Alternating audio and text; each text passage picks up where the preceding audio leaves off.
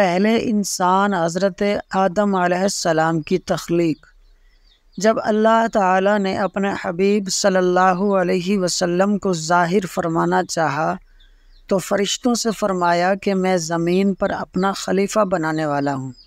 فرشتوں نے عرض کی، یا خالق باری تعالیٰ، آپ ایسے انسان کو خلیفہ بنائیں گے جو زمین میں فساد پھیلائے گا اور خون ریزیاں کرے گا؟ ہم تیری تسبیح کرتے ہیں اور تیری پاکی بیان کرتے ہیں۔ تو اللہ تعالیٰ نے ارشاد فرمایا، جو میں جانتا ہوں وہ تم نہیں جانتے۔ پھر اللہ تعالیٰ نے حضرت جبرائیل علیہ السلام کو حکم فرمایا، تمام روئے زمین سے ہر قسم کی سیاہ، سفید، سرخ، کھاری، میٹھی، نرم، خشک ایک مٹھی خاک اٹھا لاؤ۔ حضرت جبرائیل علیہ السلام زمین پر تشریف لا کر خاک اٹھانی چاہی۔ زمین نے سبب پوچھا۔ حضرت جبرائیل علیہ السلام نے تمام واقعہ بیان فرما دیا۔ زمین نے عرض کیا کہ میں اس بات سے اللہ تعالیٰ کی پناہ چاہتی ہوں کہ تو مجھ سے خاک اٹھا کر انسان بنائے، جس کی وجہ سے میرا کچھ حصہ جہنم میں پہنچے۔ حضرت جبرائیل علیہ السلام خالی ہاتھ مٹی اٹھائے بغیر واپس تشریف لے آئے اور اللہ تعالیٰ کی بارگاہ میں حاضر ہو کر عرض کیا کہ یا خالق باری تعالیٰ، زمین نے تیری عزت کی پناہ پکڑ لی، میں تیرے نام اور عزت کے ادب سے اس سے خاک نہ اٹھا سکا۔ اللہ تعالیٰ نے پھر حضرت اسرافیل اور حضرت میکائیل علیہ السلام کو باری باری بھیجا، مگر وہ بھی اسی طرح واپس آ گئے۔ آخر میں اللہ تعالیٰ نے حضرت ملک الموت علیہ السلام کو بھیجا۔ انہوں نے زمین کی ایک بھی نہ سنی، بلکہ فرمایا، میں تو اللہ تعالیٰ کے حکم کا تابع دار ہوں۔ تیری عاجزی اور زاری کی وجہ سے اللہ تعالیٰ کی اطاعت تو نہیں چھوڑ سکتا، اسی لیے ان کو جان نکالنے کا کام سپرد کیا گیا کہ تم نے ہی خاک کو زمین سے الگ کیا ہے، تم ہی اس کو ملانا۔ اب انہیں حکم ہوا کہ اس خاک کو وہاں رکھو جہاں آج خانہ کعبہ ہے۔ فرشتوں کو حکم ہوا کہ اس خاک کو مختلف پانیوں سے گارا بنائے، چنانچہ اس پر 40 روز بارش ہوئی، 39 دن تو غم اور رنج کا پانی برسا اور 1 دن خوشی کا۔ اسی لیے انسان کو رنج و غم زیادہ رہتے ہیں اور خوشی کم ہوتی ہے۔ پھر اس گارے کو مختلف ہواؤں سے اتنا خشک کیا کہ کھنکھنانے لگا۔ پھر فرشتوں کو حکم ہوا کہ اس گارے کو مکے اور طائف کے درمیان وادی نعمان عرفات پہاڑ کے نزدیک رکھیں۔ پھر اللہ تعالیٰ نے خاص اپنے دست قدرت سے اس گارے کو حضرت آدم علیہ السلام کا قالب بنایا اور ان کی صورت تیار فرمائی۔ فرشتوں نے کبھی ایسی صورت نہ دیکھی تھی، تعجب سے اس کے آس پاس پھرتے تھے، اس کی خوبصورتی سے حیران تھے۔ ابلیس کو بھی اس تمام کام کی خبر ہو چکی تھی، وہ بھی اس قالب کو دیکھنے آیا اور اس کے گرد گھوم کر بولا، اے فرشتوں، تم اس کا تعجب کرتے ہو؟ یہ تو ایک اندر سے خالی جسم ہے جس میں جگہ جگہ سوراخ ہیں، اور اس کی کمزوری کا یہ حال ہے کہ اگر بھوکا ہو تو گر پڑے اور اگر خوب سیر ہو جائے تو چل پھر نہ سکے۔ اس قالب سے خالی کچھ نہ ہو سکے گا۔ پھر بولا، ہاں، اس کے سینے کے بائیں طرف ایک بند کوٹھڑی یعنی دل ہے، یہ خبر نہیں کہ اس میں کیا ہے، شاید کہ یہی لطیفہ ربانی کی جگہ ہو جس کی وجہ سے یہ خلافت کا حقدار ہوا۔ پھر روح کو حکم ہوا کہ اس قالب میں اس کے گڑوں میں بھر جائے۔ جب روح قالب کے پاس پہنچی تو جسم کو تنگ اور تاریک پایا، اندر جانے سے ٹھہر گئی۔ بعض روایات میں آتا ہے کہ تب نور مصطفیٰ صلی اللہ علیہ وسلم سے وہ قالب جگمگا دیا گیا، یعنی وہ نور پیشانی آدم علیہ السلام میں امانت رکھا گیا۔ اب روح آہستہ آہستہ داخل ہونے لگی۔ ابھی سر میں تھی کہ حضرت آدم علیہ السلام کو چھینک آئی اور زبان سے نکلا، الحمدللہ۔ اللہ تعالیٰ نے ارشاد فرمایا کہ یرحمک اللہ۔ جب روح کمر تک پہنچی، حضرت آدم علیہ السلام نے اٹھنا چاہا مگر گر پڑے، کیونکہ نیچے کے دھڑ میں روح پہنچی ہی نہیں تھی۔ تو اللہ تعالیٰ نے ارشاد فرمایا، انسان کو جلد باز پیدا کیا گیا۔ پھر روح تمام بدن میں پھیل گئی تو حکم ہوا کہ فرشتوں کے پاس جا کر ان کو سلام کرو اور سنو وہ تمہیں کیا جواب دیتے ہیں۔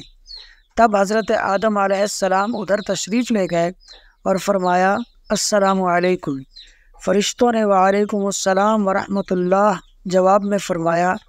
اللہ تعالیٰ نے ارشاد فرمایا یہی الفاظ تمہارے اور تمہاری اولاد کے لیے مقرر کیے گئے ہیں۔ حضرت آدم علیہ السلام نے عرض کیا کہ یا باری تعالیٰ میری اولاد کون ہے؟ تب اللہ تعالیٰ نے آپ کی پشت پر دست قدرت پھیر کر اس سے تمام انسانی روحیں نکالیں اور حضرت آدم علیہ السلام کو دکھائیں، اور انہیں کافر، مومن، منافق، اولیاء، کتب، انبیاء سب دکھائے گئے۔ پھر اللہ تعالیٰ نے حضرت آدم علیہ السلام کو تمام اشیاء کے نام سکھائے۔ پھر سب اشیاء کو ملائکہ پر پیش کر کے فرمایا تم سچے ہو تو ان کے نام بتاؤ۔ تو فرشتے عرض کرنے لگے یا اللہ تجھے پاکی ہے، ہمیں کچھ علم نہیں مگر جتنا تو نے ہمیں سکھایا، بے شک تو ہی علم و حکمت والا ہے۔ جب فرشتوں نے اپنی معذوری اور کم علمی کا اقرار کیا اور بارگاہ الہی میں اپنی عرض و معروض کی معذرت کی، تب اللہ تعالیٰ نے حضرت آدم علیہ السلام کو حکم دیا کہ آپ ان کو سب چیزوں کے نام بتا دیں۔ حضرت آدم علیہ السلام نے حکم پاتے ہی آنن فانن بلا تحمل سب کچھ ان کو بتا دیا۔ جب اس واقعے سے فرشتوں کو اپنی عاجزی اور حضرت آدم علیہ السلام کی کمال علمی کا ثبوت مل گیا، تب اللہ تعالیٰ ان کو متنبہ کر کے فرمانے لگا تم اپنے دل میں کیا سمجھتے تھے اور ظاہر کیا ہوا؟ میں ہی ہر چیز کی حکمت اور مصلحت، زمین و آسمان کی پوشیدہ باتیں، تمہارے ظاہری اور باطنی حالات جانتا ہوں، لہٰذا تمہارا تعجب کرنا کہ خلیفہ کیوں بنایا جا رہا ہے بے جا تھا۔ میں جو کرتا ہوں اس میں بھی ہزارہا حکمتیں ہوتی ہیں۔ جب حضرت آدم علیہ السلام کا علم تمام فرشتوں پر ظاہر ہو گیا تو تمام فرشتے جن میں شیطان بھی شامل تھا سب کو حکم ہوا کہ تم سب کے سب حضرت آدم علیہ السلام کو تعظیمی سجدہ کرو۔ وہ سب کے سب سجدے میں گر گئے، لیکن ابلیس جو کہ متکبر تھا اس لیے سجدے سے انکاری ہوا۔ اپنے آپ کو بڑا جان کر دل میں سوچنے لگا کہ اللہ تعالیٰ کا یہ حکم معاذ اللہ غلط ہے، میں بہت بڑا، آدم علیہ السلام معاذ اللہ بہت چھوٹے، چھوٹا بڑے کے سامنے جھک سکتا ہے نہ کہ بڑا چھوٹے کے سامنے جھکتا ہے۔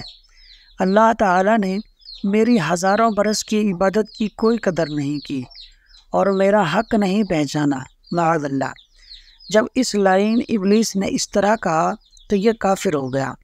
اللہ تعالیٰ نے حضرت آدم علیہ السلام اور حضرت حوا رضی اللہ عنہا کو حکم دیا کہ جنت میں رہو اور کھاؤ پیو، مگر اس درخت، گیہوں، انجیر یا انگور یا کوئی اور درخت تھا، اس کے پاس نہ جانا، اگر اس درخت کے پاس گئے تو خرابی میں پڑ جاؤ گے۔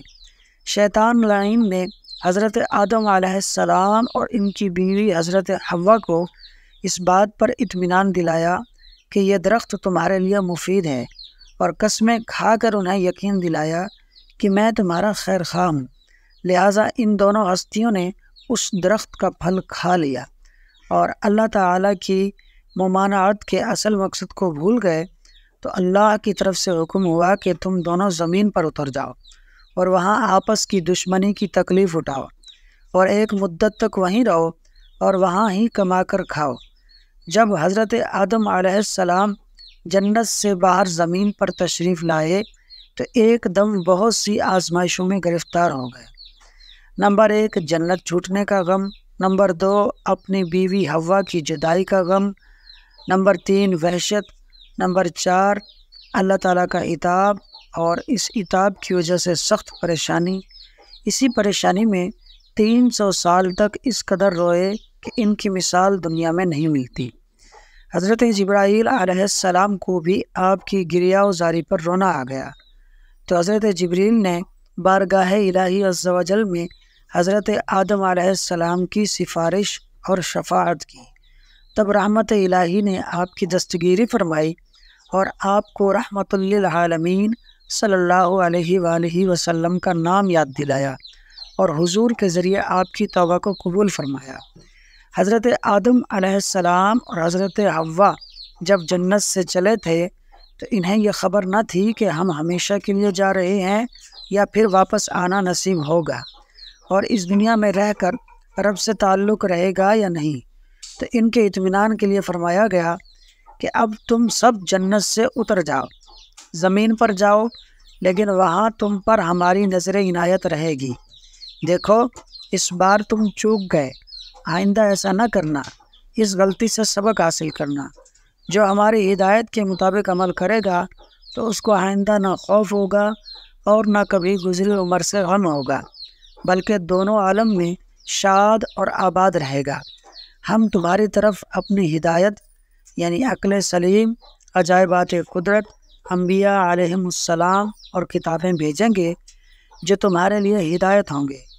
اسی لیے اللہ تعالیٰ نے انبیاء علیہم السلام کو اپنے بندوں پر درجہ بدرجہ بھیجا، اور ان میں سے بعض انبیاء کو کتابیں عطا کی اور بعض انبیاء کو صحیفے عطا کیے، تاکہ وہ اللہ تعالیٰ کے بندوں کو اللہ کی راہ پر چلا کر مطیع و فرما بردار اور عبادت گزار بندہ بنائیں۔